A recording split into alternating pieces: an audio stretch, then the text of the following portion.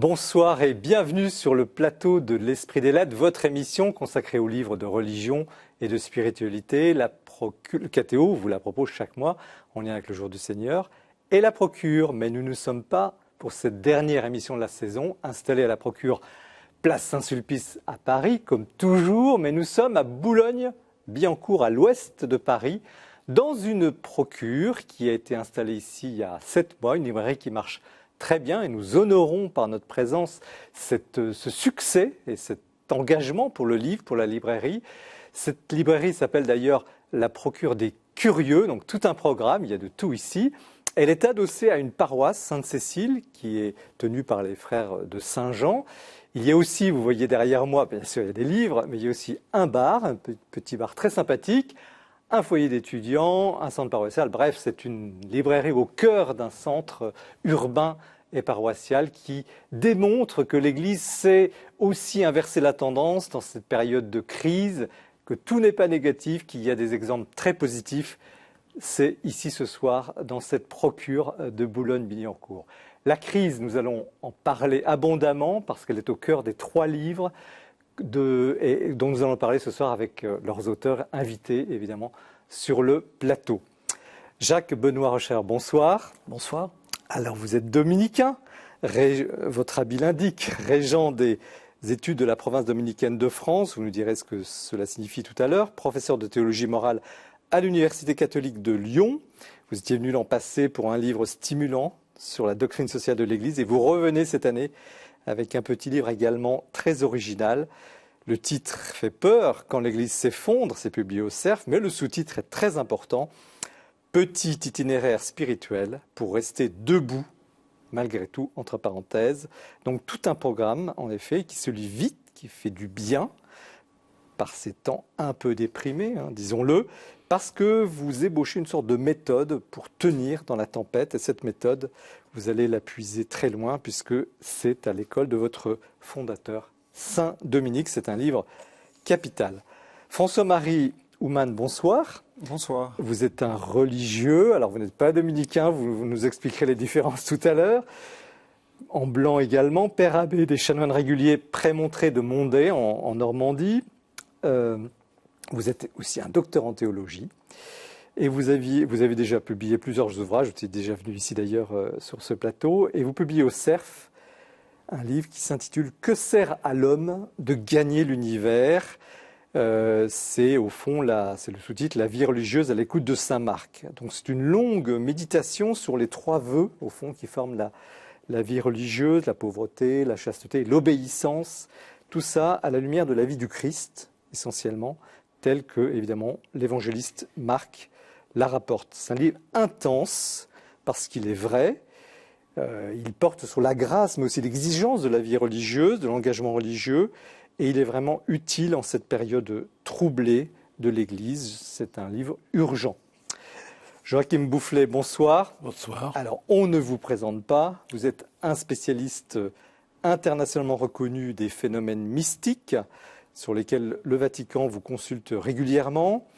Et tout ça à la suite de nombreux ouvrages. Je ne vais pas les énumérer ici, les ouvrages que vous avez écrits à ce sujet. Le dernier s'appelle « Imposture mystique » au pluriel, également publié au Cerf. Et vous y passez en revue une vingtaine de cas à travers des portraits de supposés voyants et voyantes, établissant à la fois l'état des connaissances sur ces dossiers, mais aussi, donc c'est un livre très précis, mais aussi avec beaucoup de prudence, vous nous aidez à juger de ces situations sans concession sur l'imposture quand elle est avérée. Donc on y apprend beaucoup dans ce livre, on y apprend surtout à réfléchir sur ces sujets, sur ces situations. C'est un livre de référence. Voilà donc les 3 livres et leurs auteurs qui vont animer cette soirée, cette dernière soirée avant l'été. Et je pense vous passionner, restez bien avec nous. Nous commençons toujours cette émission par un aperçu de l'actualité du libraire que Mathilde Mailleux nous présente ce mois-ci. La L'actualité du livre religieux en ce mois de juin, eh bien c'est une invitation à prendre le large, à découvrir, à prendre du temps, à découvrir des personnages bibliques, je vais vous les présenter tout à l'heure, mais c'est aussi donc prendre ce temps pour méditer, pour réfléchir et pour découvrir. Alors je vous invite à découvrir Blaise Pascal, ce grand philosophe français dont on fête le 400e anniversaire de la naissance, c'est au mois de juin, ce fut le 19 exactement. Et le Saint-Père eh bien, a voulu apporter sa pierre à l'édifice de la découverte de Blaise Pascal avec une lettre apostolique, Grandeur et misère de l'homme, c'est publié aux éditions du Cerf, pour nous dire, nous redire combien il est important pour tous les chrétiens de mettre sur sa route Blaise Pascal. Mais c'est un autre ouvrage que je vais vous présenter pour connaître un peu mieux Blaise Pascal. C'est cette très belle proposition que fait Jean de Saint-Chéron aux éditions Salvator. Voilà ce que c'est que la foi. C'est Blaise Pascal en texte, et non pas en image, mais en texte, grâce à Jean de Saint-Chéron, qui nous propose un très bon choix de texte pour comprendre, pour découvrir. Chaque texte est introduit et puis ensuite commenté avec la verve, le talent incomparable de ce jeune auteur qui nous régale depuis quelques mois déjà. Ici, eh bien, il nous régale plus encore en nous faisant découvrir un peu plus loin Blaise Pascal. Un ouvrage essentiel, important pour l'Église de France. C'est la Conférence des évêques de France qui publie ce texte aux éditions du Cerf, Déconstruire l'antijudaïsme chrétien, avec une belle préface du grand rabbin de France, Raïm Corsia.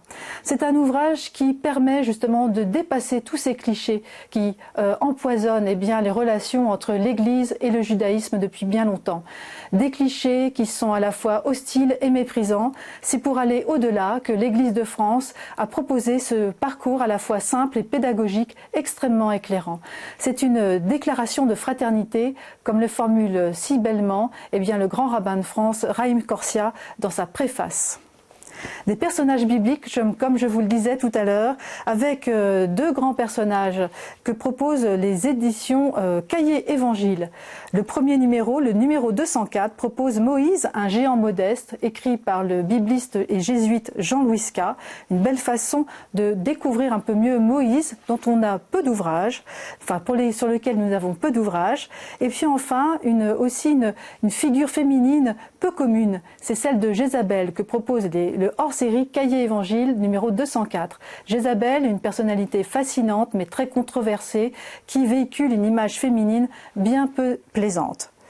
C'est un autre personnage féminin que je vous invite à découvrir, mais tout d'abord, je vous invite à découvrir cette très belle collection des éditions Bayard, les feuilletons. Le feuilleton de Tzipora, eh bien, c'est écrit par Muriel Zac, qui est l'autrice, et qui est illustré également par Joël Jolivet. Le feuilleton de Tzipora, eh bien, c'est une très belle initiative qui s'inscrit dans une collection qui a décidé de proposer pour les enfants et les parents eh bien, ces récits de la mythologie et des récits bibliques. Ici, ce sera le premier volume pour rejoindre eh bien, cette grande tradition de l'oralité. Comment transmettre eh bien, les grands récits fondateurs à travers l'oralité. C'est cette belle proposition que fait Bayard de ces récits en 100 épisodes. Le feuilleton de Tzipora en 100 épisodes pour découvrir qui était la femme de Moïse. C'est un livre formidable qui a été écrit, non pas écrit, mais en tous les cas inspiré par Delphine Horviller, qui elle-même est une grande fan de cette collection et qui a demandé à Muriel Zac de se plonger dans le récit de cette femme, Tzipora. C'est un ouvrage formidable. Et puis enfin, une belle figure que je vous invite à découvrir en cette veille des JMJ qui auront lieu à Fatima. C'est Marcel Callot, qui est un des 13 jeunes saints proposés par le pape François pour édifier les jeunes. Marcel Callot, qui fut un résistant, qui a été déporté, qui est mort dans le camp de Mauthausen en 1945. Marcel Callot était un breton fervent catholique et qui a laissé beaucoup de lettres très inspirantes. C'est Monseigneur Pierre d'Ornelas, évêque de Rennes, qui publie cette très belle évocation, qui écrit cette très belle évocation publiée aux éditions Salvator. Merci Mathilde pour cette moisson abondante qui va nourrir évidemment et entrer dans les cabas pour aller sur la plage ou les promenades de cet été avec les 3 livres évidemment dont nous parlons maintenant dans l'émission. Et le premier, c'est celui du père Jacques Benoît Rocher, Quand l'Église s'effondre, aux éditions du Cerf. Un petit mot sur vous. Alors, vous étiez en blanc, vous êtes régent des études, dominicain. Qu'est-ce que c'est qu'un régent des études ? Alors c'est un terme un peu pompeux qui nous vient du Moyen-Âge, puisqu'on est un ordre fondé au Moyen-Âge, entre autres, et ça signifie tout simplement que je m'occupe de la vie intellectuelle dans la province de France. Voilà, dans la province. C'est-à-dire les études de vos les études jeunes... des frères qui sont en début de formation, mais aussi des frères qui sont beaucoup plus âgés, qui enseignent, qui font des doctorats ou qui sont dans des centres de recherche. Parce qu'on a un certain nombre de centres de recherche qui sont liés à notre province. Vaste programme. Et ça vous donne le temps quand même d'écrire. Et j'ai parlé du livre de l'année dernière, mais celui-ci, donc, qu'est-ce qui vous pousse à écrire un livre sur la crise de l'Église maintenant? Vous allez me dire, la crise, elle existe, mais de là à tenter d'y voir clair, de faire un bouquin, qu'est-ce qui vous a mis en route? Alors d'abord, c'est pas un livre d'analyse directement de cette crise, c'est plutôt un livre que je classerais comme une petite retraite. D'ailleurs, à la base, c'était une petite retraite que j'avais donnée. Et justement, on m'avait demandé de prêcher cette retraite et je m'étais dit, mais je ne peux pas faire une retraite comme si de rien n'était. Je ne peux pas parler de l'Évangile, finalement, à des personnes qui ont envie de prendre du recul et de réfléchir sans laisser résonner en elles ces questions que l'actualité, qui est lourde, qui est grave, nous renvoie. Et c'est pour ça que j'ai eu, je dirais presque ce besoin, aussi pour moi-même, d'écrire ces lignes-là. Et pourquoi êtes-vous allé chercher Saint Dominique, votre fondateur, qui a connu effectivement des périodes très, très complexes? L'Église, à l'époque, vous allez nous le dire, était une situation peut-être pire qu'aujourd'hui. Pourquoi lui et pas quelqu'un d'autre? Alors d'abord, c'est peut-être un peu surprenant, mais c'est une figure que j'ai découverte en entrant dans l'ordre. Je ne suis pas rentré dans l'ordre dominicain en me disant Saint Dominique est une figure formidable que je dois suivre.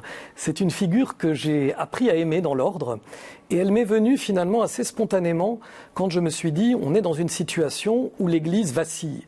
Et j'ai eu cette image qui est d'ailleurs sur la couverture du livre, qui a été peint par Fra Angelico, qui fait référence au songe du pape Innocent III, qui voit l'Église en train de s'effondrer et un homme qui la retient. Et cet homme, c'est Saint Dominique dans cette version. Dans certaines autres, c'est Saint François. Mais voilà, j'ai eu cette image de Saint Dominique et je me suis dit mais au fond, qu'est-ce qui a permis en son temps à Dominique de rester debout alors que beaucoup de choses importantes autour de lui vacillaient? Alors, ces recettes? Alors justement, c'est pas des recettes. Et c'est pour ça aussi même si le livre est quand même très accessible, hein, c'est très pratique, vous avez dit, c'est pas un livre théorique. J'espère, mais c'est pas des recettes, parce que je crois justement que c'est l'intérêt de se focaliser sur une personnalité comme celle d'un saint, de Saint Dominique. C'est-à-dire pas se dire nécessairement je veux avoir en 10, 12, 20 commandements ce qu'il faut que je fasse pour être un chrétien heureux.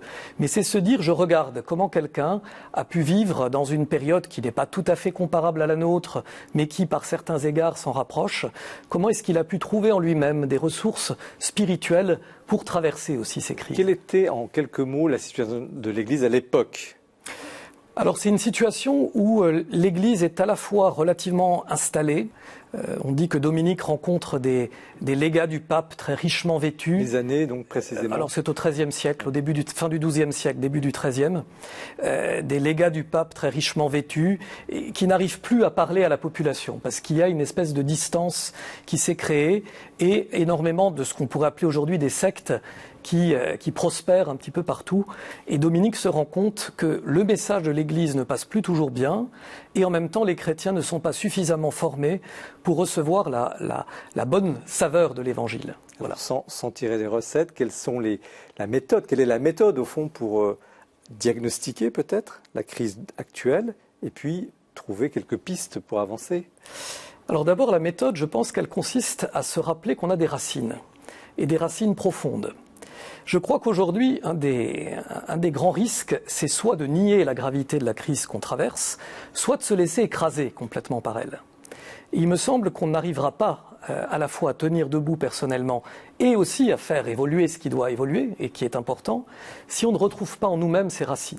Là, vous avez une phrase magnifique, je peux la citer. « Ne regardons pas les bas-reliefs et les voûtes qui menacent ruine, regardons le sol. » C'est très parlant. Oui, c'est se rappeler que c'est finalement d'en bas que nous vient aussi cette force des racines que l'on a pu laisser pousser dans la bonne terre où l'Évangile a été semé.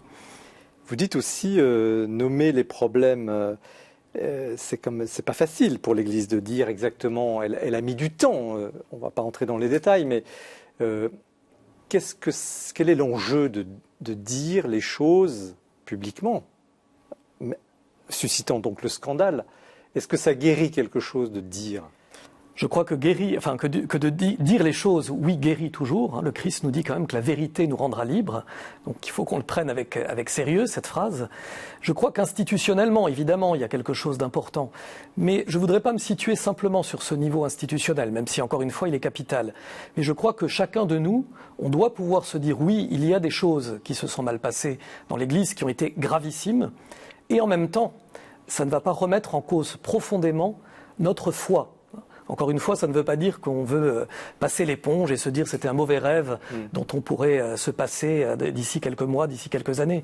Non, prendre en compte la gravité de ce qui s'est passé, mais en même temps se dire que ce que le Christ a déposé en nous, ce que des générations de croyants ont semé finalement dans nos cœurs, ne passe pas, quelle que soit la gravité de la crise, quel que soit l'ébranlement légitime que cette crise suscite aujourd'hui dans notre Église et chez les croyants. D'où votre appel un peu paradoxal entre le fait de nommer, votre appel au silence. Vous dites « commençons par nous taire ». Oui, je trouve que peut-être on a été trop bavard, et peut-être qu'aujourd'hui encore on est trop bavard. Moi, il m'arrive souvent de me dire, notamment quand une nouvelle affaire d'abus est dénoncée, encore un communiqué qui va dire qu'on est tout à fait proche des victimes. Et je comprends, c'est important de le faire. Et voilà, on le fait aussi quand on est nous-mêmes impliqués comme dominicains. Mais je crois qu'il y a quelque chose qui peut être aussi dangereux, c'est d'user les mots. Il me semble qu'user les mots, c'est aussi ça qui a condamné le Christ à un moment donné. J'ai été très frappé de relire finalement le procès de Jésus en me rendant compte que c'est souvent sa parole qui est caricaturée, qui est détournée de son véritable sens et qui conduit à le condamner. Alors attention à nous chrétiens, je pense que c'est une attention qu'on doit toujours garder vive en nous, de ne pas pervertir le sens des mots, de ne pas les user à force d'en parler. Par exemple, le mot de miséricorde, qui est très beau, mais qui peut aussi servir d'une sorte de voile qu'on va poser sur des choses qu'au fond on n'a pas le courage de dénoncer. Alors ne galvaudons pas des mots qui ont une signification profonde et qui portent notre foi. Alors, il y a aussi un autre aspect, alors c'est pas le dominicain qui va nous étonner évidemment, mais qui va un peu à contre-courant des choses, c'est dire étudions les choses. Alors, c'est pas seulement l'étude théorique, mais vous requérez l'investissement de l'intelligence de tout un chacun pour creuser. Qu'est-ce que vous voulez dire par là? Ben justement, d'abord que l'étude n'est pas quelque chose qui est réservé, alors évidemment aux dominicains, mais plus largement aux gens qui voudraient s'investir dans un cursus théologique. C'est très bien de le faire, mais tout le monde n'est pas appelé à ça. En revanche, chaque chrétien est appelé à évangéliser aussi sa raison, à évangéliser son intelligence. Et je crois qu'on est tous capables de le faire, quel que soit notre niveau d'étude. Et c'est ça aussi qui nous permet souvent de tenir. C'est ça qui a permis, je crois, aussi à Dominique directement de tenir dans des situations difficiles. C'est le fait qu'il savait que sa foi ne reposait pas simplement sur une expérience affective, sur quelques personnes singulières qu'il aurait pu rencontrer, mais qu'il y avait quelque chose de beaucoup plus profond derrière, quelque chose qu'il avait éprouvé à force d'étudier, à force de peut-être aussi remettre en cause des choses qu'il avait considérées comme très importantes et qu'il était amené à remettre en question. Alors il y a un aspect, c'est un petit itinéraire spirituel, c'est pas seulement intellectuel bien entendu.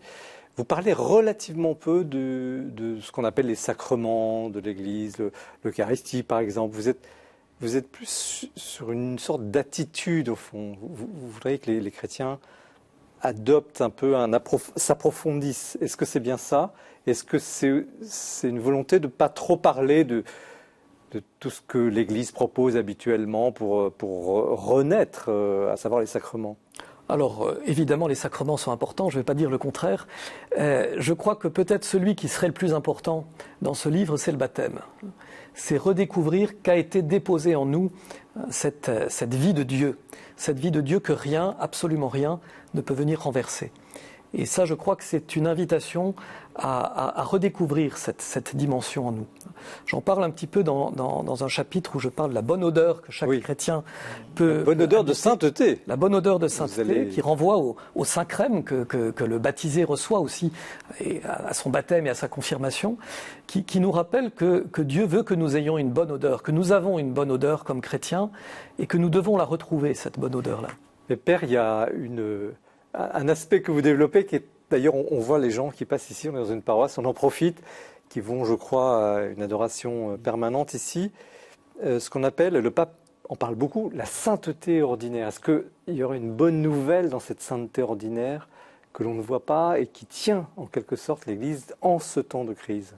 Oui, moi je le crois profondément et je pense que c'est aussi une des raisons pour lesquelles j'ai voulu écrire ce livre, pas seulement pour les victimes, mais d'abord pour les gens qui sont blessés par ce qui se passe, pour ces saints ordinaires justement, qui ne sont pas directement victimes de ce qui se passe, qui sont témoins de ce qui se passe et qui sont perturbés dans leur foi. Et moi, je suis très sensible à ces personnes-là. Alors, notamment quand je célèbre la messe, et que je présente le corps et le sang du Christ et que je vois derrière l'assemblée qui est là. Et souvent, je me dis, il y a des saints dans ces personnes-là. Des saints authentiques dont on ne parle pas beaucoup, peut-être, qui ne seront jamais canonisés, mais pour lesquels ça vaut le coup d'être là, ça vaut le coup de vivre et qui portent l'Église et le monde. Et ces personnes-là, voilà, je crois que leur foi, elle est comme la foi de nous tous, mais la foi de ces saints ordinaires, c'est celle qui nous porte et qui est particulièrement précieuse. Père François-Marie Ouman, comment vous, justement, vous réagissez à ce livre, mais à ce que vient de dire, par exemple, le Père Rauscher, sur cette sainteté invisible? J'avoue que j'ai été très touché justement par le fait que ce livre soit un peu comme une retraite. Et au fond, je pense que c'est tout à fait une retraite pour les gens ordinaires que nous sommes, pour pouvoir essayer dans cette situation dont tout le monde parle, de cette crise de l'Église, pour que finalement, monsieur et madame tout le monde, y compris dans l'Église, dans la communauté chrétienne, puisse faire lui-même, elle-même un chemin, essayer dans la prière, dans la réflexion, pour aller plus loin. Et je trouve que pour ça, ce livre est très stimulant. Voilà. Une retraite pour nous aider à vivre cette crise, même si évidemment, c'est sûr que, on évoquait tout à l'heure le fait de la foi. Je comprends qu'il y ait des personnes victimes dont la foi a complètement volé en éclats. Et donc, on est devant des situations beaucoup plus difficiles et lourdes. Mais tout le monde n'est pas victime et il faut aussi accompagner ceux qui ne le sont pas pour qu'ils soient eux-mêmes capables aussi d'écouter et d'accompagner ceux qui ont subi des Joachim Boufflet, comment vous, comme historien, vous analysez, vous recevez ce livre? Moi, j'ai beaucoup aimé ce livre, simplement pour une raison très personnelle. Il me rappelle beaucoup le chemin de la perfection de Thérèse d'Avila. Ah, c'est une belle référence. Mais oui, j'y ai trouvé une méthode d'oraison, en fait. Oui. Et ça m'a beaucoup intéressé. J'ai une sensibilité carmélitaine et j'ai été très intéressé par ça. Et je me suis dit que finalement, ce livre mettait à la portée du lecteur et de tout le monde, parce que tout le monde peut le lire, une méthode facile de faire oraison, non pas de façon formelle, mais de faire oraison, de mettre sa vie dans l'oraison. Alors, j'ai beaucoup aimé ça parce que on lit le livre et à un moment on s'arrête parce qu'il y a un texte qui nous appelle à prier. Oui. Et là on arrête tout, on prie. On se met en présence de Dieu. Je trouve ça très très agréable et très très riche. Merci de ce témoignage, mais je vous retourne une question à l'historien. Est-ce que, j'oserais dire, c'est grave, docteur, est-ce que la crise actuelle, par rapport à tout ce que vous avez étudié, vous connaissez bien, on en parlera tout à l'heure évidemment, différentes étapes de l'histoire de l'Église, est-ce que c'est plus grave ce que nous vivons aujourd'hui qu'à d'autres époques, ou est-ce que c'est une situation, disons, normale de l'Église d'être à ce point en crise? Je ne pense pas que c'est plus grave, c'est différemment grave. C'est pas plus grave. L'Église, on a vu d'autres dont elle s'est bien sortie, et je pense qu'on s'en sortira bien. C'est simplement une question de foi, d'espérance et de charité.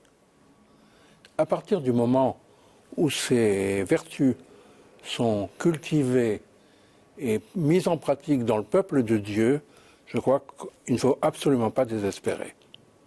Il y aurait donc, Père Rauscher, des bienfaits à une crise? Non, je n'irai pas jusqu'à dire ça. Père? Moi, je rejoins. Je pense que, notamment devant l'horreur de ce que les victimes ont pu vivre, je n'oserais jamais dire qu'il y a des bienfaits. Mais objectivement, il y a quand même l'Église est obligée de se purifier, de prendre des mesures. C'est plutôt mieux que le silence. en tout cas qu'une évolution ait lieu, qu'elle nous permette de recreuser nos racines. Voilà, mais je n'oserais pas dire que la crise elle-même était bienvenue. Je crois que non, c'est pas le sens de la question. Voilà. Y a-t-il des bienfaits? Il y a des bienfaits qui peuvent en sortir. Alors là, ça, je crois que... Vous n'êtes pas d'accord Si, je suis d'accord, mais je pense toujours à cette fameuse parole d'un mal, Dieu peut tirer un plus grand bien. Oui. Père Ouman, comment vous voyez cette économie, en quelque sorte, de la crise? Alors, ce qui est sûr, c'est que je crois qu'on a vraiment besoin, et c'est pour ça d'ailleurs qu'en théologie, normalement, on a un cours d'histoire de l'Église. On a besoin de relire aujourd'hui l'histoire de l'Église. J'appartiens à l'ordre de Prémontré qui a été fondé aussi dans une époque de crise, un petit peu avant les Dominicains, à une époque qui a donné la grande réforme grégorienne, mais une période de crise terrible, de collusion entre le pouvoir politique et le pouvoir religieux, la querelle des investitures, le problème des mœurs du clergé, de la pauvreté. Donc toute l'histoire de l'Église est vraiment marquée par effectivement des périodes de crise. Donc je crois que c'est important de s'en souvenir. Mais comme dit le Christ, quand il reviendra, trouvera-t-il la foi sur la terre? Donc la réponse d'hier nous encourage à répondre aujourd'hui, mais nous sommes devant notre liberté et devant notre responsabilité. Mais qu'est-ce que l'Église perd aujourd'hui vraiment? Il y a un passage dans le livre où vous parlez de votre habit religieux dans une situation publique un peu difficile, où vous êtes finalement, vous avez un peu honte, enfin on vous met en cause. Qu'est-ce que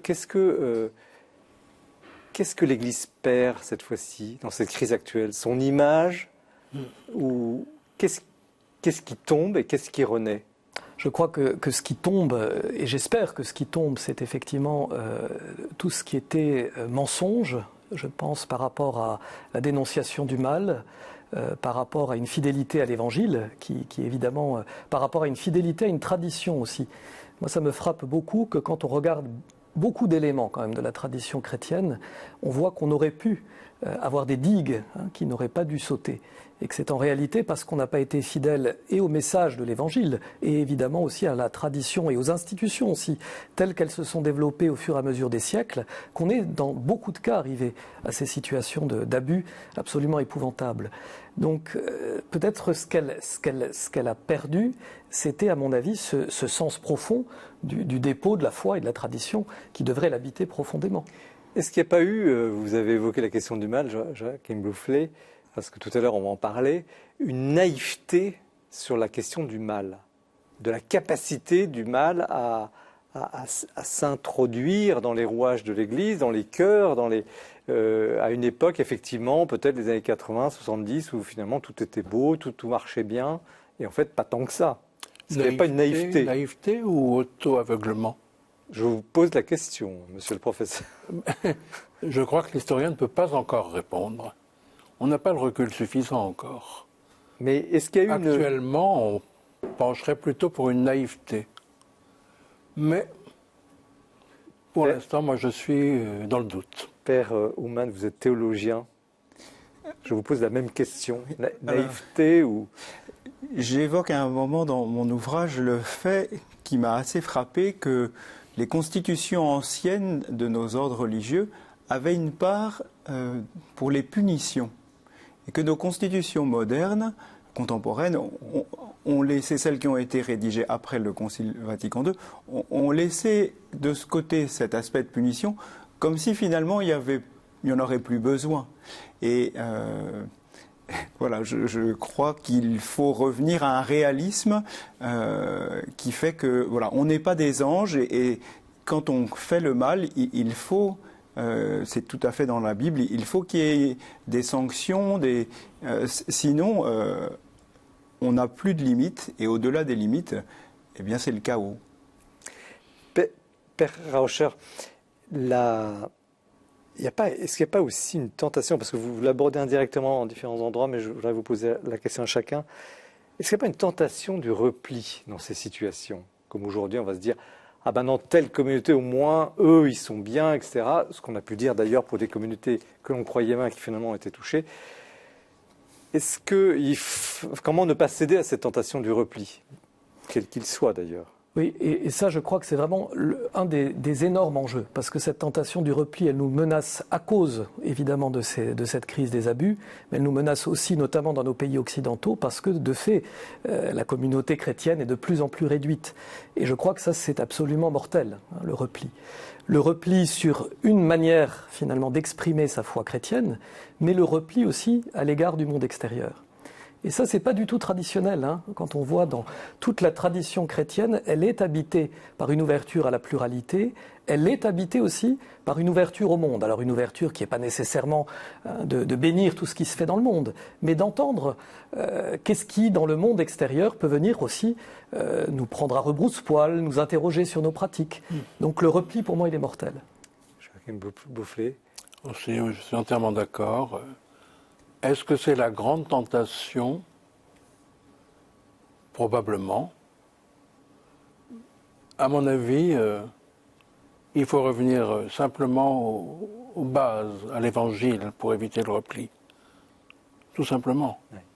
Père, votre avis sur peut-être cette tentation qui n'en était pas? Alors, moi, je ne suis pas très sensible à cette question du repli. Moi, j'avoue que quand je vois les frères de ma communauté qui sont pasteurs, qui sont curés, ils baignent, entre guillemets, dans un monde qui n'est plus chrétien et où ils essayent d'annoncer l'évangile. Et je crois que c'est quand même le lot de beaucoup de chrétiens aujourd'hui qui sont finalement quand même au contact avec un monde qui est à la fois très proche et très loin de la foi. Donc je vois bien le danger qu'il y aurait et qui peut exister peut-être dans certains groupes, mais il me semble que c'est quelque chose de... Enfin, je crois que l'Église est assez missionnaire aujourd'hui. Alors, toute dernière question, je vous la pose parce que l'émission avance et on va aborder les autres livres. On entend toujours dire l'Église a les promesses de la vie éternelle. De toute façon, tout finira par s'arranger. Est-ce que c'est si vrai que ça? En quelques mots. Chacun. En quelques mots, ça va être. C'est une promesse du Christ, évidemment, que son retour, que son royaume va permettre d'établir un règne de justice et de paix. Mais précisément, il faut qu'on prenne conscience du fait qu'on n'est pas dans ce royaume. Et que ce chemin, il prend du temps, qu'on est confronté à des situations humaines qui sont compliquées et qui sont parfois pas du tout à la hauteur de ce que ce royaume doit être. Et ça, il faut qu'on en prenne conscience sans rêver d'y être déjà arrivé. Joachim Boufflet, en quelques... Oui, je suis entièrement d'accord, bien sûr, mais je pense également que ce royaume, il ne va pas nous tomber dessus gratuitement. Il faut qu'on y mette du nôtre. Donc ça veut dire, Père, une conversion? Écoutez, saint Augustin a cet aphorisme célèbre, un Dieu qui t'a créé sans toi ne te sauvera pas sans toi. Eh oui. Merci pour cet échange à propos du livre de Jacques Benoît Rocher, Quand l'Église s'effondre, petit itinéraire spirituel pour rester debout, et vous vous en donnez le témoignage, merci, malgré tout, aux éditions du Cerf. Restez bien avec nous, nous poursuivons l'émission avec le livre du Père François Ouman, mais nous écoutons maintenant Guillaume Vanier qui nous a choisi un petit coup de cœur avant l'été. Et toi, est-ce que tu as déjà entendu parler de Charles de Foucault? Cette question, Jean de Marignan l'a posée à tous ceux, ils sont nombreux, qu'il a rencontrés lors de son périple au Maroc sur les traces de Charles de Foucault. En 1983, il y a donc 140 ans, Charles de Foucault est parti explorer les parties encore inconnues du Maroc, inconnues aux Européens, et il en a tiré un livre, Reconnaissance au Maroc, et ce titre inspire celui de Jean de Marignan, En reconnaissance au Maroc, publié aux éditions du Cerf. Alors dans ce livre, en fait, ce sont trois personnages qui se dévoilent. D'abord, Charles de Foucault lui-même. En 1983, on est 3 ans avant sa conversion, il a 25 ans, c'est un jeune homme fringant, très sûr de lui, plein de préjugés, et pourtant à travers la grandeur, la beauté des paysages et aussi l'accueil des Marocains, il va être touché et s'ouvrir peu à peu à la transcendance. Le deuxième personnage qui se dévoile, c'est le Maroc et les Marocains. On rencontre un peuple extrêmement accueillant, toujours prêt à recevoir l'hôte, à recevoir l'étranger et à faire avec lui quelques pas plus loin sur le chemin. Et puis le troisième personnage qui se dévoile, c'est l'auteur, Jean de Marignan, qui est un jeune homme qui se pose plein de questions dans la vie, qui part donc sur les pas de Charles de Foucault, et qui là va explorer non seulement le désert, mais aussi ce qu'il appelle son Sahara intime. Et à travers l'expérience de la pauvreté, de l'hospitalité, il va être touché lui aussi, et sentir de quel amour divin il est aimé. Alors voilà un très beau premier livre, un très beau livre de voyage, de récits, aussi bien pour le cœur que pour l'âme. Merci Guillaume pour cette évocation, c'est qui démontre d'ailleurs au passage que quand on a une bonne idée pour faire un livre, c'est toujours possible de le faire, comme le démontre ce jeune auteur. Père François-Marie Houman, vous publiez donc au Cerf ce soir, c'est 3 livres du Cerf, ça arrive, c'est une fois comme ça. Que sert à l'homme de gagner l'univers ? Avant, un petit mot sur vous. Je voulais en savoir plus sur les chanoines réguliers prémontrés, dont vous êtes un des pères abbés. Quel est votre charisme ? L'ordre de prémontrés, c'est un lieu, c'est un ordre du XIIe siècle, contemporain des cisterciens ou des chartreux un petit peu avant. Avant les dominicains ? Un siècle avant, voilà. Oui. Bon. Chanoine régulier comme les dominicains. Ça veut dire voilà. quoi, chanoine régulier ? Alors, chanoine, c'est une vie de communauté suivant un canon. Le chanoine, c'est celui qui suit un canon, qui est inscrit sur un canon. Donc, au fond, c'est souvent des prêtres, mais pas uniquement, mais des prêtres qui vivent en communauté, qui vivent ensemble, sous une règle. Alors, la règle de Saint-Augustin en Occident, principalement. La caractéristique de cette règle ? C'est l'unité des cœurs et des âmes comme témoignage finalement authentique de l'Évangile. Et l'annonce de l'Évangile. Et le fondateur des Prémontrés, c'est Saint Norbert. Alors, que sert à l'homme de gagner l'univers ? Pourquoi ce titre un peu, à la fois c'est une phrase... C'est une question de Jésus. Oui, de Jésus, et un peu inquiétante. Oui, c'est une question centrale dans l'Évangile. Au moment où Jésus annonce sa passion, le chemin de sa passion, il interroge la foule et il dit « Mais que sert à l'homme de gagner l'univers s'il vient à perdre son âme ?» Et c'est une des questions qui peut animer le cœur d'un jeune quand il pense à la vie religieuse, quand il pense à une vie pour suivre le Seigneur, finalement, ben oui, qu'est-ce que ça sert que je gagne tout l'univers si finalement je viens d'une certaine façon à ruiner ma propre vie. Est-ce que ce livre s'adresse à tous ?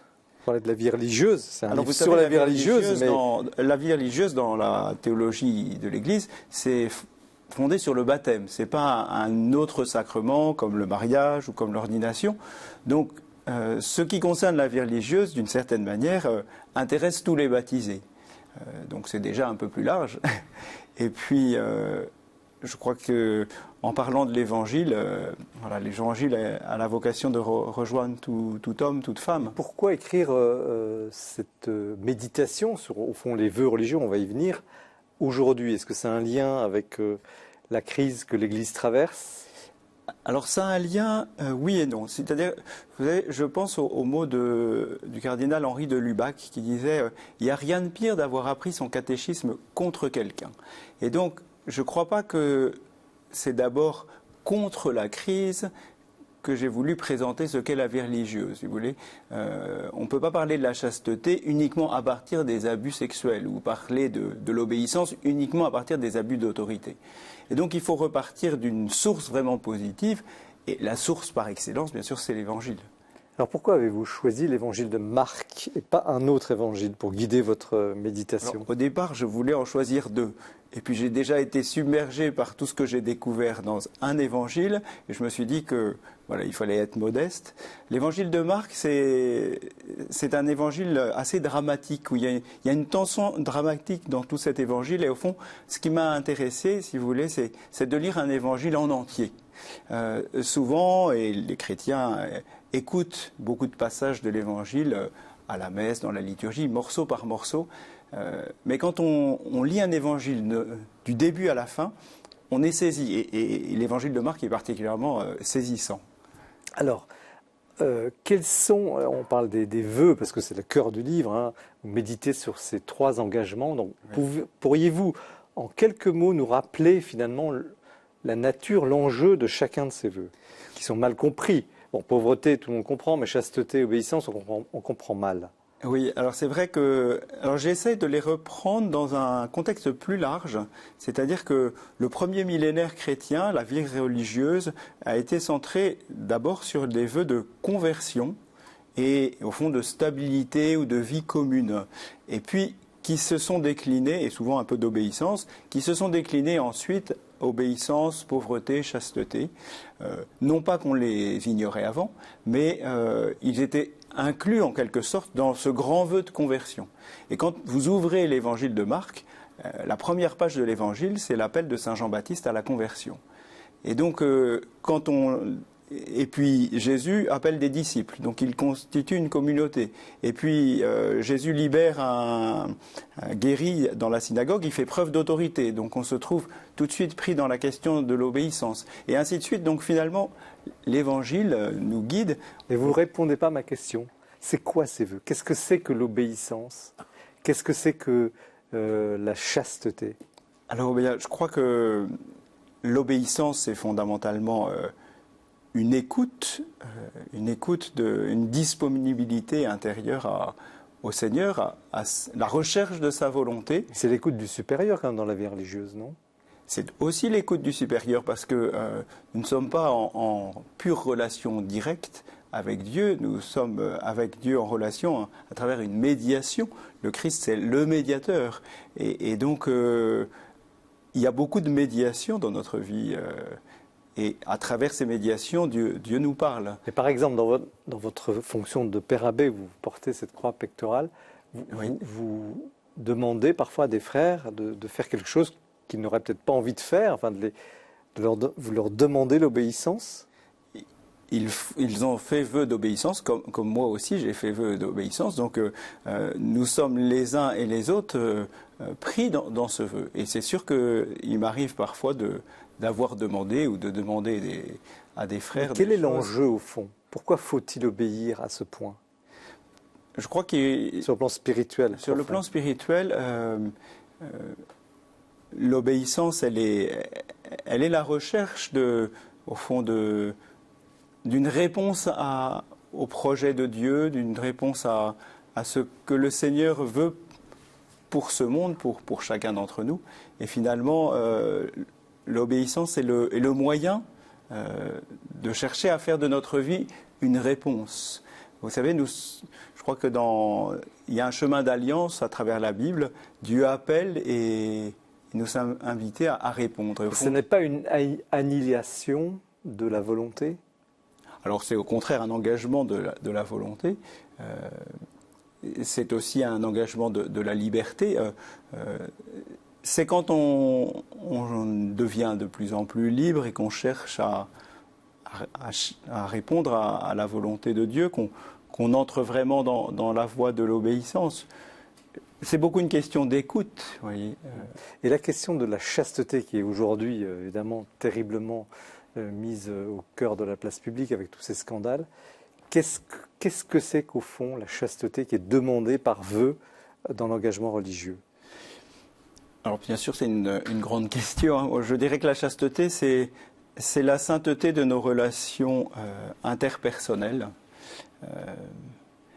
et qui passe aussi par qui passe aussi par cet apprentissage d'un amour vrai et aussi à la fois envers soi-même et envers les autres, envers le Seigneur. Concrètement, quels seraient les critères de cette chasteté religieuse? C'est un respect infini? Comment ça... Alors c'est sûr que c'est l'inverse de la mainmise. C'est l'inverse de la domination. C'est laisser advenir les autres et la vie telle qu'elle est. J'essaye d'en parler un peu comme aussi de la découverte de la beauté. Je crois qu'au fond, c'est une vertu, la chasteté, qui nous permet de révéler la beauté du monde, de notre vie et des autres. Et pourquoi faut-il aujourd'hui revenir sur ces vœux? Est-ce que c'est quand même votre livre, il insiste beaucoup sur la question de l'obéissance.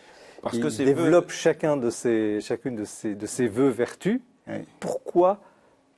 Quelle est l'urgence, justement? Et peut-être, dans pardon, l'histoire, je termine, pardon. pour nous, pour des gens qui nous regardent, Oui. qui ne sont pas religieux, en quoi cela les concerne? Ben justement, quand on lit l'Évangile, on voit comment le Christ lui-même a vécu un chemin d'obéissance, un chemin de chasteté dans sa relation aux autres et aussi de grande pauvreté, de remise de soi. Et finalement, dans la vie chrétienne, on essaye de suivre le Christ d'une manière ou d'une autre. Donc ce chemin pris par le Christ dans l'histoire de l'Église est devenu un peu un modèle. Alors justement, l'objet un peu de mon livre, c'est à partir de l'Évangile, je ne fais pas un traité sur les vœux. En fait, j'essaye de découvrir à travers l'Évangile comment ces vœux se manifestent. Alors il y a un aspect qui est très original dans votre livre, qui rejoint un peu la question du mal qu'on a évoqué tout à l'heure, c'est la question de la violence. Vous osez dire que, d'ailleurs vous le dites, vous dites que vous parlez de violence évangélique. Et ça, c'est pas très courant. Alors qu'est-ce qui vous pousse à dire ça? Qu'est-ce qui, dans le cadre du combat spirituel, pourquoi vous évoquez cette question de la violence? Mais d'abord, quand on ouvre l'évangile de saint Marc, c'est un évangile violent. Jésus est lui-même agit avec une certaine violence vis-à-vis des démons, des esprits mauvais. Il est lui-même pressé parfois de toutes parts. Il y a une violence aussi du rythme. On n'est pas du tout dans un évangile très paisible, surtout les premiers chapitres. Et puis cette violence, elle est aussi en nous et elle se trouve dans le monde où nous vivons. Et je pense que voilà, on ne peut pas l'édulcorer. Et la crise nous renvoie avec gravité justement cette réalité de la violence. Dans les communautés religieuses, parfois, on peut, même en y mettant les formes, avoir aussi des tensions assez violentes entre nous. Donc, et quelle est, en un mot, l'antiviolence? L'antiviolence, bien sûr, c'est la douceur. Dans l'Évangile, heureux les doux, ils obtiendront la terre promise, mais ce n'est pas la mièvrerie. La douceur, c'est la prise en considération de l'autre. Et je crois que bien des abus sont une absence de prise en considération de l'autre. Joachim Boufflet, comment vous recevez ce livre? Et puis peut-être cette question de la violence, parce qu'on verra aussi dans votre livre qu'il y a des choses très très fortes dans la vie mystique. Comment donc vous recevez ce livre? Je l'ai reçu précisément comme un baptisé. C'est-à-dire que je n'ai pas regardé l'aspect vœu, réservé entre guillemets au consacré. J'ai regardé ça comme engagement. Et tout baptisé est appelé à s'engager dans la pauvreté, dans la chasteté et dans l'obéissance. Et la question de la violence, ça vous... La question de la violence ne me dérange pas du tout, parce qu'effectivement, l'évangile de Marc est très violent. Le Christ a été très autoritaire et très ferme, il a subi lui-même Dieu sait quelle violence. Elle fait partie de notre monde, et je dirais qu'elle fait partie de notre nature. Et c'est à partir précisément de ces engagements que l'on peut en venir à bout. Père Jacques Benoît Raucher, comment vous réagissez à ça? Moi déjà, j'ai reçu ce livre, malgré tout, un peu plus comme religieux, et je dirais qu'il m'a conforté aussi. Il m'a fait revisiter la vie religieuse dans un sens positif aussi, et en me disant que je suis heureux profondément d'être religieux en vous ayant lu. Bonne nouvelle, merci voilà. de le dire, ça fait du bien. Mais je crois aussi Par parce les temps que qui précisément courent. vous revenez à l'Évangile. Et revenir à l'Évangile, c'est revenir à quelque chose qui nous met devant notre réalité. Et il me semble que cette question de la violence, elle est liée à ça. L'Évangile, s'il parle de violence, c'est parce qu'il sait ce qu'il y a dans l'homme, qu'il est profondément réaliste, justement, l'Évangile. Il ne nous parle pas d'un discours un peu édulcoré.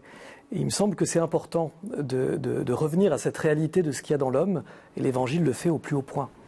Quel est l'enjeu aujourd'hui de la vie religieuse? Pas seulement dans cette crise, on ne va pas se focaliser uniquement sur la crise, mais pour l'Église. Je pense qu'il y en a plusieurs. Le premier, je dirais, c'est peut-être celui de la gratuité. C'est-à-dire, vous savez, la vie religieuse, elle ne sert pas d'emblée à quelque chose. Il y a besoin pour une église d'une structure, par exemple, hiérarchique, hein, des évêques, des prêtres, au service du peuple de Dieu. La vie religieuse, elle témoigne finalement de cette gratuité de l'amour fou de Dieu pour nous, auquel on essaye de répondre. Il nous a aimés le premier. Et je crois que dans le monde où nous sommes, cette gratuité, elle est de plus en plus ténue. Et y compris dans l'Église, ou dans un contexte, par exemple, de crise des vocations, on cherche absolument des prêtres, mais peut-être que la vie religieuse, justement, elle est aussi là pour rappeler que tout prêtre s'engage aussi, bien sûr pour annoncer l'Évangile, mais aussi gratuitement à la suite du Seigneur parce qu'il l'aime. Et donc je crois que ce signe de la gratuité, il est précieux pour nous tous. C'est un des premiers signes. Joachim Boufflet, est-ce que la vie religieuse a sauvé l'Église certainement à certains moments de son histoire? Est-ce que ça serait son... Sauver, je ne dirais pas. Conforter, réorienter certainement. Sauver, non. Tout simplement parce que je pense que Jésus seul peut sauver l'Église. Mais je crois en revanche que la vie religieuse a été et est toujours, et à mon avis de plus en plus, un apport vital pour l'Église, un apport essentiel. Je ne vais pas demander au père Rocher s'il est d'accord avec ça, évidemment. Évidemment. Mais vous avez dit ça ne sert à rien. Est-ce que elle ne sert pas? Pourtant, elle sert quand même, cette vie religieuse. Non. Moi, je vous rejoins tout à fait sur cette forme de gratuité. Dans le sens, elle ne sert à rien dans un organigramme. On ne saurait pas où la placer dans un organigramme. Mais je pense qu'elle rappelle à tout baptisé. Et j'ai été très sensible dans l'une de vos méditations sur la Passion, où vous méditez sur le fait qu'ils veulent mettre la main sur Jésus. Et je crois que la vie religieuse, elle rappelle, notamment à travers les 3 vœux, qu'on ne met pas la main sur Jésus. Précisément, qu'on ne peut pas mettre la main sur Jésus et que la tentation de tout croyant, qu'il soit religieux ou non, c'est de réduire au fond Jésus à ses petits problèmes, de réduire Jésus à ses petites questions. Et je crois que la vie religieuse, elle vient casser en nous les idoles qu'on voudrait toujours faire avec Jésus en disant « mais non, je suis beaucoup plus grand que ça et je t'emmène beaucoup plus loin ». Alors, il y a sur la question des vocations une phrase assez énigmatique que vous écrivez. Vous dites « Il est donc probable qu'il n'y aura pas de renouveau des vocations de prêtres », c'est un peu ce que vous venez d'évoquer, sans renouveau des vocations de religieux et de religieuses. Oui, alors, qu'est-ce que ça veut dire? Quand je dis que la vie religieuse sert à rien, qu'elle est gratuite, ça ne veut pas dire qu'elle est pour autant oisive. Quand on regarde l'histoire de l'Église, les ordres religieux ont fait énormément de choses et continuent à faire énormément de choses. Mais ce n'est pas d'abord ce qu'ils font qui les constitue. C'est plus, et le pape Benoît XVI disait ça à une occasion à propos de la vie consacrée, en disant que la vie consacrée témoigne beaucoup plus de l'ordre de l'être que du faire, même si les deux sont inséparables. Et alors, je pense, si vous voulez, dans la pastorale des vocations, on dit, bon ben, les paroisses sont sans prêtres, il faut des prêtres parce qu'il y a urgence justement pour remplir des trous et pour un organigramme. Et je crois que des jeunes aujourd'hui, ils ne vont pas suivre le Seigneur, y compris comme prêtres, seulement pour remplir un organigramme, pour être au service uniquement d'une institution. Ils vont vouloir annoncer l'Évangile, être au service du peuple de Dieu et aussi suivre, comme tout baptisé, le Seigneur dans une alliance. Donc cette gratuité, elle est nécessaire pour toutes les vocations. Parce qu'elle indique une voie. Voilà. C'est ça. Et vous voyez, même dans la vie, par exemple, la vie conjugale, on a évolué. Il y a une époque où, en gros, il fallait se marier en vue d'avoir des enfants. Aujourd'hui, on reconnaît que la vie du couple comme telle a aussi sa valeur. Et d'une certaine manière, c'est une certaine gratuité. Ce n'est pas uniquement pour avoir des enfants. Donc je crois qu'on a besoin toujours de redécouvrir cette contemplation aussi de l'amour premier de Dieu pour nous. Sur la question des vocations, vous l'aviez un peu dire que les vocations religieuses c'est un peu un signe de l'Église à venir ou un thermomètre, si je puis dire. Oui, je dirais. Parce qu'il y a un paradoxe, pardon. Il semble qu'il y ait plus d'entrées actuellement dans la vie religieuse que dans la vie pour être prêtre diocésain, par exemple. Oui, alors moi je ne m'arrête pas forcément, même si c'est intéressant sur des statistiques, parce qu'elles peuvent aussi être utilisées d'une manière ou d'une autre. Moi je crois que la vie religieuse, elle est un laboratoire en tout cas, qui permet parfois de voir un peu où on en est dans la progression vers le royaume.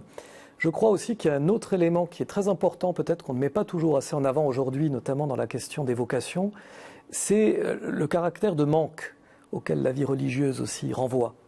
Le caractère de vide qu'elle crée parfois en nous-mêmes, mais pour nous ouvrir au Christ. En quel sens ? Dans le sens que vous évoquez quand vous parlez du désert. Au début de l'évangile de Marc, il est question du désert. Je crois que souvent on dit « Ah oui, mais alors je fais vœu de chasteté, mais la chasteté au fond c'est d'avoir beaucoup d'enfants spirituellement. Je fais vœu d'obéissance, mais au fond l'obéissance c'est être plus libre. » Non, il y a beaucoup de choses qui nous manquent aussi à travers ces vœux, mais qui nous manquent pour qu'on puisse creuser quelque chose à partir de ce manque qui nous ouvre au Christ et qui nous ouvre aux autres. Et ça, je crois que ce discours, peut-être qu'aujourd'hui, un certain nombre de jeunes peuvent y être plus sensibles, parce qu'il est aussi un petit peu plus réaliste, encore une fois. Est-ce que les religieux, Joachim Boufflet, sont suffisamment reconnus aujourd'hui dans l'Église ? On vous connaît, hein, il y a les dominicains, il y a les prémontres, et maintenant on les connaît, les frères de Saint-Jean, on en a parlé tout à l'heure. Vous êtes repérés, mais est-ce qu'on vous considère, est-ce qu'ils sont suffisamment, non, pas considérés, mais reconnus à leur juste place ? Je crois qu'ils sont surtout méconnus. Beaucoup de personnes fantasment sur la vie religieuse, s'imaginent toutes sortes de choses qui n'existent pas. Sur la pauvreté, par exemple, ou sur la chasteté. Je crois qu'en fait, il faudrait ramener l'état religieux, l'état du religieux, à ce qui fait son identité propre et sa force, c'est le baptême. Donc tout le monde est concerné. Mais tout le monde est concerné. Et ce n'est pas parce que je suis laïque que je dois m'abstenir d'être chaste, d'être obéissant et d'être pauvre. Alors ça ouvre un autre point du débat, qui est la question de la perfection. Parce qu'on attend de vous, on imagine, peut-être qu'on se trompe, que vous êtes des êtres, excusez-moi, entre guillemets, parfaits ou parfaits. En tout cas, vous tendez à cela, alors que les pauvres laïcs, Qu'est-ce que c'est que la perfection de la vie religieuse ? C'est une vraie question très ancienne. Il y a toujours eu un risque possible que justement que la vie religieuse ou la vie monastique dans les premiers siècles devienne un peu une élite. Et par exemple, Saint Basile en Orient, justement, il a choisi une règle qui revenait à l'écriture. Il a décidé que ses frères feraient leur consécration entre les mains de l'évêque pour ramener un peu tout ce monde qui était parti au désert, peut-être de manière un peu élitiste, trop loin, ramener en tout cas dans le giron de l'Église. Et Saint Augustin, là, dont nous suivons la règle, les dominicains ou les prémontrés, c'est vraiment une règle religieuse au cœur même de l'Église. Mais alors la perfection ? Alors la perfection, évidemment, Saint Paul parle de la perfection de la charité, c'est par excellence ce vers quoi nous tendons. Et le baptême nous donne le moyen de tendre vers cette perfection. Et je crois que la vie consacrée cherche à vivre son baptême de manière à tendre vers cette perfection. Alors, moi, ce que j'aime pas trop, c'est cette notion d'état de perfection, parce qu'effectivement, au fond, on est vraiment en pèlerinage, en chemin vers cette perfection tout au long de sa vie. Et donc, il y a cette tension vers cette perfection qui est une sorte que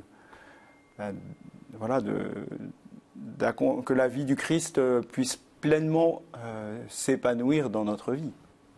Ça sera le dernier mot de ce débat. J'étais prêt à vous relancer, mais le temps, hélas, est compté.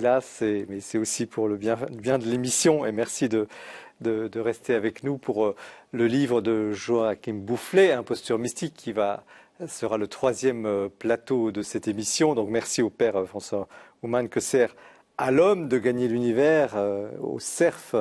Mais c'est aussi l'heure du portrait que Jean-François Rode nous a concocté.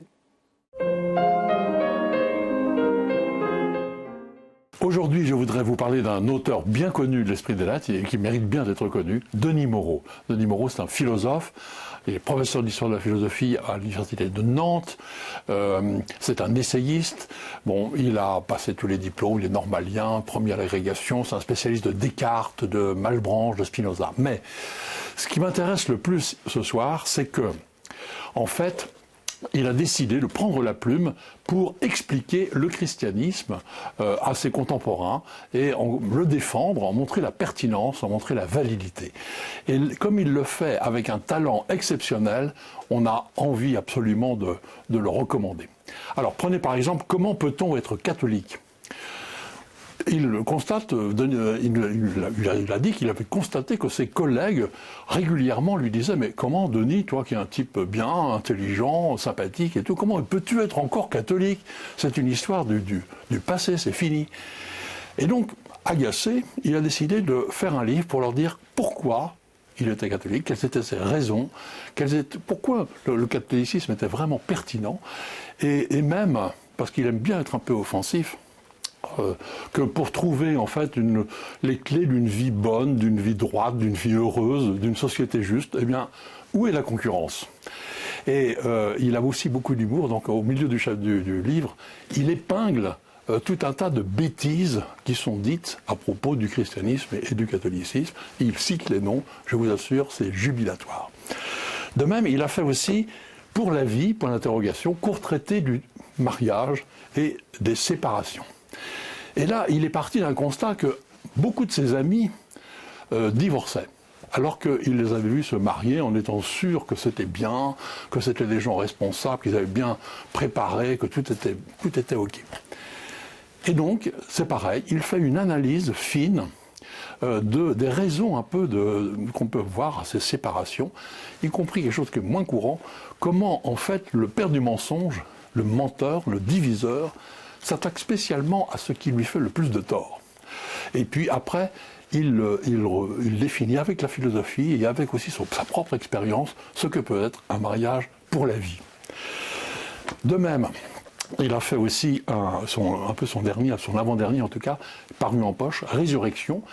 Il commence par analyser la résurrection de Jésus avec les verbes qui désignent toujours son réveil, son relèvement, son exaltation. Mais là où il est tout à fait intéressant aussi, c'est qu'il montre que la grâce de la résurrection agit dans nos grandes crises. Le deuil, la dépression, la catastrophe morale, le deuil amoureux. Par exemple, son analyse de la dépression avec les psaumes est vraiment exceptionnelle. Je termine avec un petit livre, Il y a-t-il une philosophie chrétienne ? Si vous voulez un petit peu plus de philosophie, réfléchir à la foi et à la raison, réfléchir à Dieu face au mal, la Théodicée, prenez ce petit livre, je vous assure, c'est un peu technique, mais c'est lumineux. En particulier, je veux dire, la Théodicée de Malebranche, telle qu'il l'exprime ici, est formidable. Donc voilà, tous ces livres-là sont en poche pour qu'on puisse les emmener plus facilement dans ses bagages cet été. Merci Jean-François pour cette évocation de Denis Moreau. Nous l'avons reçu souvent sur ce plateau. Il est toujours le bienvenu, effectivement, avec des analyses très éclairantes entre la raison et la foi qu'il ne cache pas. Nous poursuivons l'émission avec Joachim Boufflet, Imposture mystique au pluriel, couverture assez intrigante publiée au Cerf. Un tout petit mot sur votre parcours, parce que vous n'êtes pas seulement un historien qui passe son temps dans les livres, vous êtes allé sur le terrain, vous savez de quoi vous parlez, vous êtes expérimenté. Quelles sont les grandes lignes un peu de votre parcours ? Les grandes lignes, elles débutent en 68, j'avais 20 ans, où j'ai rencontré Padre Pio, un mois, jour pour jour avant sa mort. Et à partir de là, j'ai eu l'impression, la certitude même, d'avoir croisé le chemin d'un saint. Et j'ai décidé, sur son conseil plus ou moins, de m'intéresser à la sainteté dans l'Église, tout en poursuivant mes études d'histoire. Ensuite, par un concours de circonstances qui serait trop long à expliquer, j'ai été embringué, comme on disait à l'époque, dans la cause de canonisation d'Anne-Catherine Emmerich, une mystique allemande, sur laquelle j'ai travaillé pendant un certain temps et où je me suis formé à Rome à l'étude des phénoménologies mystiques. Et ensuite, j'ai de plus en plus orienté mes recherches vers les formes de sainteté populaire, dont la mystique en particulier, puisque pour moi, la mystique n'est pas réservée à une élite, elle est réservée à tous les baptisés. Alors, je le disais en début d'émission, vous avez écrit je n'ai pas donné le détail, mais là je vais le dire rapidement. Vous avez une encyclopédie en 3 volumes. Vous avez un ouvrage qui est resté célèbre sur les faussaires de Dieu, c'était en l'an 2000. Vous avez fait un dictionnaire des apparitions, je ne fais que citer cela. Pourquoi revenir aujourd'hui sur finalement ces impostures mystiques? Vous avez beaucoup écrit, alors pourquoi ce livre-là maintenant? Maintenant, parce que j'entendais dénoncer, je ne dirais pas parce que ce n'est pas mon propos, mais faire la lumière sur des cas contemporains actuels que je n'avais pas beaucoup traités ou pas traités avant. Et en même temps, je voulais montrer que c'est un phénomène universel dans l'Église, qui n'est pas réservé à nos pays occidentaux ou à une forme spécifique du christianisme, de la catholicité. Et enfin, parce que il me paraît que certaines impostures mystiques sont assez graves à notre époque, pour que on mette les personnes, les fidèles en garde contre elles. C'est de l'ordre de l'étude, comme disait tout à l'heure le père Rocher, effectivement. Et il y a une sorte de 20 portraits que vous documentez. C'est un livre très, très, très précis. Et puis en même temps, à la fin, vous donnez des éléments vraiment de discernement, de réflexion. Quel est le portrait type de l'imposteur mystique ou au féminin? Difficile à dire. Je ne pense pas qu'il y ait un portrait type. En revanche, je pense qu'il y a des points communs entre les cas. Souvent une enfance perturbée, ensuite une non-reconnaissance sociale qui appelle un désir de revanche, et enfin la faculté extraordinaire de la dissimulation et du mensonge. Avant même, vous ne citez pas, je sais pas, des éveils mystiques ou peut-être des intuitions, des grâces reçues? Je crois que les cas de grâce authentiques qui seraient ensuite déviés ou détournés sont relativement rares. Donc on a affaire à des gens qui, dès le début, inventent... Absolument. Oui. Comment y voir clair? Parce que ça apparaît évidemment à la lecture du livre, mais est-ce que vous avez un peu des critères de discernement Les critères de discernement ont été déjà formulés par la Congrégation pour la doctrine de la foi en 1978, mais en plus, à mon avis, les 3 grands critères de discernement qui se fondent sur la raison, sur le bon sens. Il faut avoir du bon sens d'abord. C'est l'obéissance à l'autorité légitime de l'Église, pas n'importe quelle obéissance, sachant très bien que l'obéissance est un acte libre, une démarche libre, et que c'est un acte d'amour. Un enfant qui obéit à sa mère, il obéit à sa mère par amour. Et l'obéissance ecclésiale, c'est la même chose. On obéit à l'Église parce qu'elle est notre mère, parce qu'on l'aime. L'obéissance, ensuite l'humilité, ne pas chercher à se mettre en avant, ne pas chercher à faire parler de soi, et enfin, un sens profond de la vérité et de la justice. Alors vous évoquez parmi ces 20 cas, 2 cas très connus, celui de Medjugorje et puis celui de Maria Valtorta. Qu'est-ce que vous pouvez dire ici sur ces 2 cas? Parce que les gens liront le livre, mais en synthèse. Sur Medjugorje, je pense que la question est très très complexe. On est très loin encore d'en avoir démêlé tous les fils, ne serait-ce simplement parce qu'il y a des documents qui sont encore inaccessibles, et je pense notamment à tout ce qui s'est fait pendant la guerre d'indépendance en Yougoslavie, où beaucoup de documents, y compris concernant Medjugorje, sont classés secret défense encore. Donc, d'autre part, c'est une situation complexe dans la mesure où on n'a pas un groupe homogène de voyants, mais 6 voyants qui chacun prétendent voir la même chose de façon différente. Et enfin, il y a le grand problème qui se pose. Comment se fait-il que la Vierge, si c'est elle, apparaisse tous les jours depuis plus de 40 ans à des personnes? Où est, à ce niveau, le régime ordinaire de la foi? Quand on voit, on ne croit plus, on voit. Ce qui ne s'est jamais produit dans l'histoire des apparitions. Jamais, jamais. On nous serine souvent l'exemple du Lot, Notre-Dame du Lot, où Benoît Trancurel a eu des grâces mystiques jusqu'à la fin de sa vie, mais elle n'avait pas l'apparition tous les jours. Et elle a connu de très longues périodes de sécheresse et d'aridité spirituelle, comme tous les mystiques authentiques. Et Maria Valtorta? Alors Maria Valtorta, c'est beaucoup plus complexe, beaucoup moins complexe. Donc peut-être pour ceux qui connaissent moins le Oui, sujet. alors Maria Valtorta est une mystique, je mets le terme entre guillemets, qui a vécu dans la première moitié du XXe siècle, une Italienne, qui a vécu grabataire une partie de sa vie à la suite d'un accident et qui aurait reçu des révélations absolument extraordinaires sur la vie du Christ.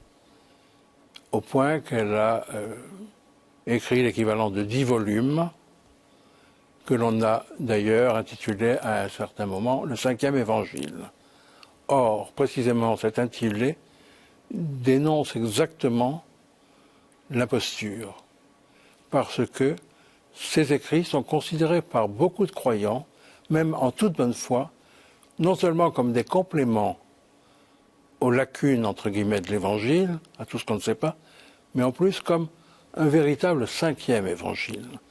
Pensez donc qu'il y a des prêtres qui utilisent les textes de Maria Valtorta dans leurs homélies pour commenter l'Évangile. Est-ce qu'elle dit des hérésies? Oui.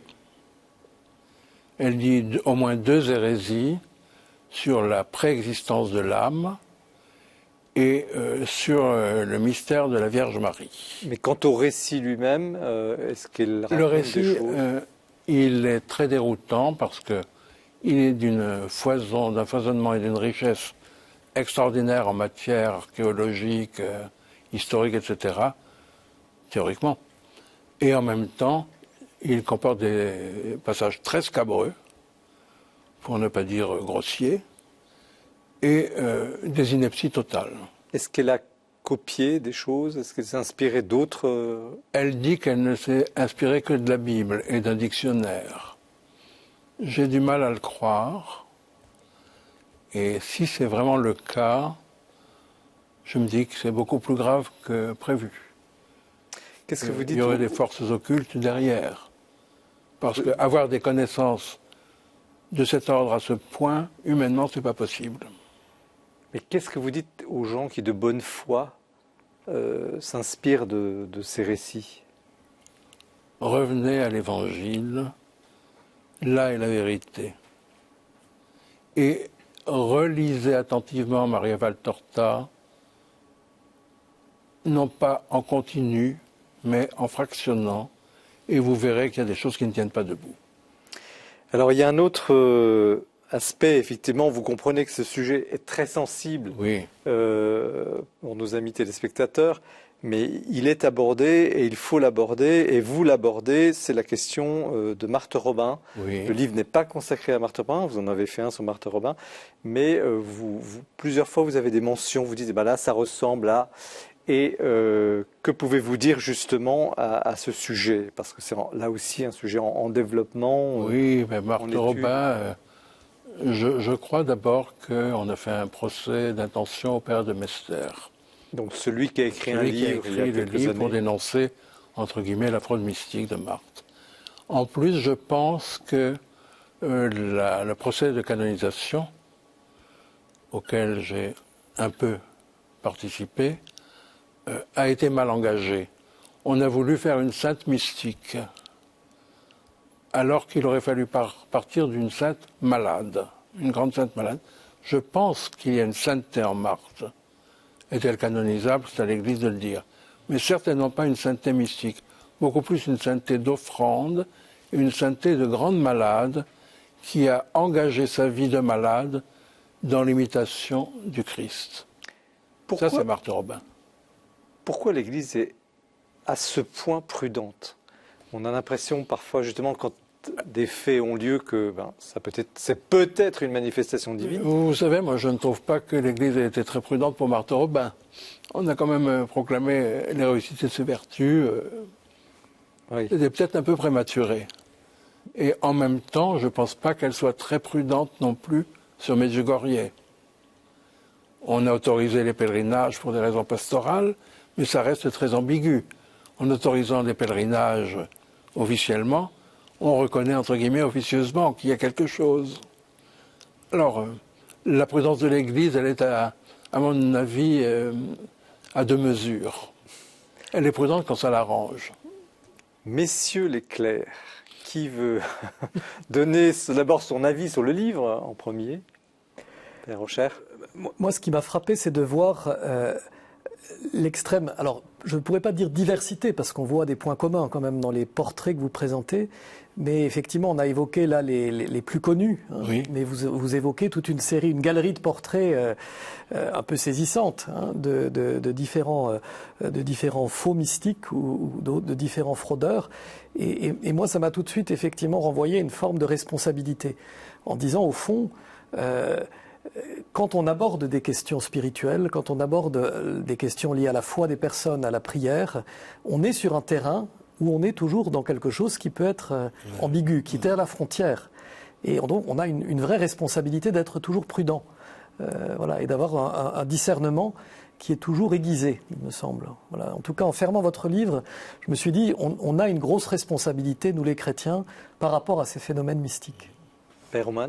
Alors moi j'ai bien apprécié ce livre et notamment au début cette petite synthèse sur l'histoire, sur le fait que voilà, c'est pas non plus nouveau, même si c'est intéressant d'entendre parler par un historien spécialiste de certaines personnes dont souvent les gens nous parlent, en particulier Maria Valtorta. J'étais très heureux de pouvoir lire quelque chose un petit peu d'approfondi sur cette personne. Dans notre ordre, par exemple, Saint Norbert, c'est quelqu'un qui s'est battu contre une hérésie, contre Tanchelin. C'était une sorte de mystificateur aussi de son temps, un peu, probablement aussi un peu abuseur. Donc je crois qu'à toutes les époques de l'histoire, ça existe. J'aime particulièrement la question de Maria Valtorta parce qu'au fond, c'est la question de l'Évangile. Et dans mon livre, j'ai essayé aussi de revenir à l'Évangile. Je crois que c'est toujours notre tentation de ne pas prendre le pain que Dieu nous donne et qui est celui de l'Évangile. Alors que ce soit par la mystique ou que ce soit un peu, vous savez, une certaine exégèse d'une époque qui pelait tellement l'oignon qu'à un moment il ne restait plus rien. Je crois que revenir sans cesse à l'Évangile, c'est véritablement notre vocation. Mais comment expliquer une telle crédulité? Est-ce que les gens... Alors, quelle est la différence entre la crédulité et la foi, Joachim Boufflet? La foi exige beaucoup de renoncement. Notre civilisation est très très peu amie des renoncements. En même temps, nous vivons une période troublée dans l'Église et dans le monde. Et les personnes ont besoin de se rassurer. Et quand elles ne peuvent pas rationnellement, entre guillemets, se rassurer, elles se rassurent où elles peuvent, où elles veulent bien. Et elles vont chercher à brouter dans le pré à côté en pensant que c'est meilleur. Alors je pose la question aux dominicains, aux doctes dominicains. Quelle est la différence entre la crédulité et la foi? Et je vous la poserai aussi. Moi, je crois que dans la foi, je rejoins tout à fait d'abord ce qui a été dit, mais dans la foi, il y a effectivement ce don qui est fait par Dieu, qu'on découvre, qu'on reçoit, mais il y a aussi cette dimension de pouvoir progresser dans la compréhension qu'on a du mystère de la foi, du contenu de la foi. Il me semble que c'est quelque chose aujourd'hui avec lequel beaucoup de nos contemporains ont du mal. Moi, je suis souvent frappé de personnes qui me disent « Ah, je doute ». Quand on creuse un peu, c'est qu'en réalité, il y a des questions de la foi sur lesquelles ils butent et qu'ils ne comprennent pas immédiatement. Alors, je les renvoie régulièrement au chapitre 2 de l'Évangile de Luc, où on dit de la Vierge Marie, excusez du peu, elle ne comprit pas ce que Jésus lui dit, mais elle méditait dans son cœur. Et que, il me semble, on oublie finalement cette dimension de l'histoire, de nos histoires, du fait que nous sommes des êtres qui sont inclus dans le temps, et que notre foi, elle grandit aussi avec notre vie.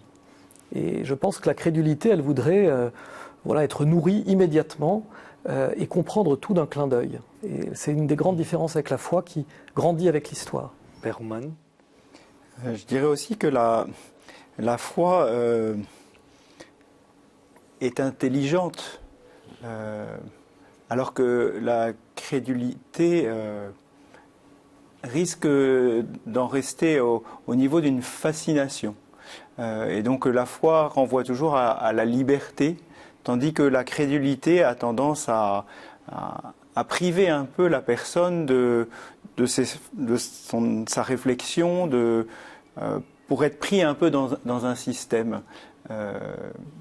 Voilà, moi je crois que la foi nous rend libres. Alors, quand même, vous parliez de foi populaire tout à l'heure, les gens ressentent un engouement. Alors peut-être ne sont-ils pas nourris par ailleurs, vous dites ils vont aller manger dans le pré d'à côté, mais cet engouement, cette curiosité, elle n'est pas forcément malsaine. Non, pas je du parle tout. des fidèles. Non. Je crois au contraire qu'elle est nécessaire à la vie de l'Église, la foi populaire. Les pèlerinages, les sanctuaires, les dévotions, certaines dévotions sont très belles. Mais dans le cas de ces impostures... Mais dans le cas de ces impostures, je crois qu'on détourne en fait la foi populaire et qu'on fait croire aux personnes qu'elles sont encore dans le régime de la foi alors qu'elles sont dans le régime de l'illusion. Comment expliquer, par ailleurs, et je pose la question à tous les trois, peut-être en commençant par vous, Père Ouman, la question des fruits portés, parce que quand même, au début, parfois, on dit ça de Medjugorje avec beaucoup de force, regardez les fruits. Alors, sans préjuger, d'ailleurs le livre est très prudent, encore une fois, ce n'est pas un procès contre, vous expliquez les choses. Donc, mais la présence de ces fruits, alors que peut-être et probablement il y a une illusion ou une manipulation. C'est une vraie question actuelle, la question des fruits dans la vie religieuse. Il y a toute une réflexion actuellement. Est-ce qu'un bon arbre peut porter des mauvais fruits ou est-ce qu'un mauvais arbre peut porter des bons fruits? Moi, je pense qu'il y a une question de discernement par rapport à ces soi-disant bons fruits. Vous voyez, par exemple, est-ce que c'est des fruits selon l'Évangile? Parce que ça peut être, par exemple, le succès, la réussite. Il y a des fruits selon le monde et puis il y a les fruits selon l'Évangile. Et vous voyez, par exemple, je pense à saint Ignace de Loyola, dans ses exercices spirituels, il invite à discerner justement les fruits selon le monde et les fruits selon le Christ. Père Rocher? Oui, je crois que c'est encore une fois cette idée de prendre le temps pour discerner. Si je voulais être un peu caricatural, je dirais que au moment de la mort du Christ sur la croix, on pouvait dire aussi, regardez les fruits, qu'est-ce qu'ils sont devenus? Les disciples sont partis, votre leader, il est mort sur la croix, et donc ça valait pas la peine de croire. Donc il faut aussi du temps pour discerner ces fruits. Je voudrais juste rebondir, si vous me permettez, sur ce que on vient d'évoquer aussi sur la foi populaire. Parce que je crois que peut-être on l'a laissé aussi un peu trop de côté et on a mis peut-être une distance trop importante ces dernières décennies entre finalement une réflexion théologique qui va être menée de façon très rationnelle et puis une foi populaire au fond qui peut se développer de son côté. Donc je crois que la vie de l'Église, elle doit se nourrir aussi de ces différents charismes ou de ces différents poumons. Et peut-être que ces impostures, elles témoignent aussi d'une maladie du corps de l'Église qui s'est peut-être trop partitionné entre des spécialistes, une théologie qui reste aride, et puis une foi populaire dont finalement personne ne se préoccupe pour essayer de l'approfondir. Je voulais vous entendre sur la question des fruits, parce que vous en avez vu, vous, des fruits. Oui, non, mais justement, ce qui est intéressant, c'est ce que vous disiez, Père, prendre le temps, ne pas crier tout de suite aux bons fruits. Je prends l'exemple de Medjugorje, où il y a eu d'énormes conversions, certaines retentissantes, beaucoup de vocations, etc. Or, 40 ans après, il n'y a aucun suivi sur ce que tout ça est devenu. On ne sait pas. Il faudrait savoir quelles sont les conversions qui ont tenu, quelles sont les vocations qui ont tenu, etc. Et là, on pourra parler de bons ou de mauvais fruits. Et puis en même temps, il faut reconnaître qu'à côté des bons fruits, à Medjugorje, il y a aussi des mauvais fruits. Je parlerai simplement du train de vie des voyants, très dispendieux, enfin, qui ont fait de leur statut de voyant un métier lucratif, qui tiennent des auberges, etc. Je pense à des mauvais fruits de manque de charité totale avec ceux qui ne sont pas d'accord, refus de dialogue, etc. Tout ça, ce sont des mauvais fruits dont on ne parle jamais, sans parler du mensonge, qui est devenu, je dirais, la langue commune du phénomène Medjugorje. Ça, vous l'étayez, hein. C'est pas seulement des affirmations. Dans le livre, mais on le voit très fortement. Medjugorje, de A à Z, du simple voyant jusqu'au cardinal, a menti. Tous. Ça, c'est explicite dans les documents. Ça, c'est formel, j'en suis absolument... Tous les documents sont là. Alors, un dernier point pour clôturer ce débat, et ce soir, l'émission passe trop vite, puis ça va être l'été, on devra attendre septembre pour se retrouver. Mais, qui peut-être aussi, je rebondis sur votre remarque sur la piété populaire, c'est la place, et qui rejoint aussi la question de la crise de l'Église, la place de la sensibilité dans la vie chrétienne. Est-ce qu'on n'a pas oblitéré cet aspect-là ou mis sous cloche ou... Vous avez peu de temps pour donner votre avis, mais j'aimerais bien vous entendre tous les trois sur ce sujet. Est-ce que l'Église sait donner place, et justement place, à la sensibilité corporelle, physique, sensuelle, même sensibilité mystique, appelons-le comme telle, qui n'est pas forcément la raison? Qui commence? Puis ce sera les derniers mots de cette émission. C'est une vaste question. Je crois justement que, pour revenir encore une fois à l'Évangile, c'est peut-être une des manières de lire l'Évangile que d'être attentif à combien les sens sont sollicités tout au long de l'Évangile. Mais les sens, comme tout le reste, a aussi besoin d'être évangélisé. Donc je crois que cette unité, cette cohérence, ce lien par exemple entre piété populaire et puis raison théologique, ce lien entre la sensibilité et l'intelligence, est fondamental finalement. C'est d'avancer vers une véritable unité de vie. Ça voudrait dire quoi évangéliser la sensibilité, Père? Vous me permettrez d'évoquer un grand dominicain qui est saint Thomas d'Aquin. Porte ouverte. Qui dit une chose, moi, que je trouve très belle, c'est qu'au fond, les sacrements sont des lieux où nos sens sont impliqués. Hein, le baptême avec l'eau, l'Eucharistie même avec le goût qu'on peut recevoir. Eh bien, je crois que c'est quelque chose de très beau où il nous rappelle que oui, on peut être porté par une certaine superstition, par une certaine sensibilité qui est démesurée dans notre approche du sacré, mais les sacrements viennent nous rapporter aussi, viennent nous saisir, on va dire là, et nous rapporter vers Dieu. Et je trouve que cette réflexion de saint Thomas est très belle. On peut utiliser peut-être la sensibilité comme quelque chose qui vient nous saisir là où nous sommes, avec nos pauvres moyens, mais l'essentiel, c'est que ça nous ramène vers une pratique qui s'enracine dans la tradition et dans la contemplation in fine du Christ. Jean-Kim Bouffet, c'est votre livre, vous avez le mot de la fin sur ce point. De plus, tout a été dit. Je dirais simplement peut-être qu'on a confondu une juste ascèse avec un mépris total de la sensibilité. Et qu'il y a tout un réajustement à faire, que l'Église est en train de faire d'ailleurs. Mais je crois que c'est ça en fait, la grande question. Juste, je rebondis sur le mot juste parce que ces livres qui touchent des sujets très polémiques et justes, un livre argumenté, prudent, qui est juste, posture mystique, au cerf par Joachim Bouclet. Un livre juste aussi sur l'état religieux, le sens de son engagement à travers ces 3 vœux, avec vous, Père François-Marie Houman. Que sert à l'homme de gagner l'univers au cerf? Et puis, un livre juste sur la crise, sur justement comment aborder cette Église qui s'effondre, quand l'Église l'effondre, Père Jacques Benoît Rauscher. Petit itinéraire spirituel pour rester debout. Malgré tout, j'aime beaucoup ce sous-titre. Merci donc à tous les 3 et merci à ces 3 ouvrages qui vont, j'espère, accompagner votre été.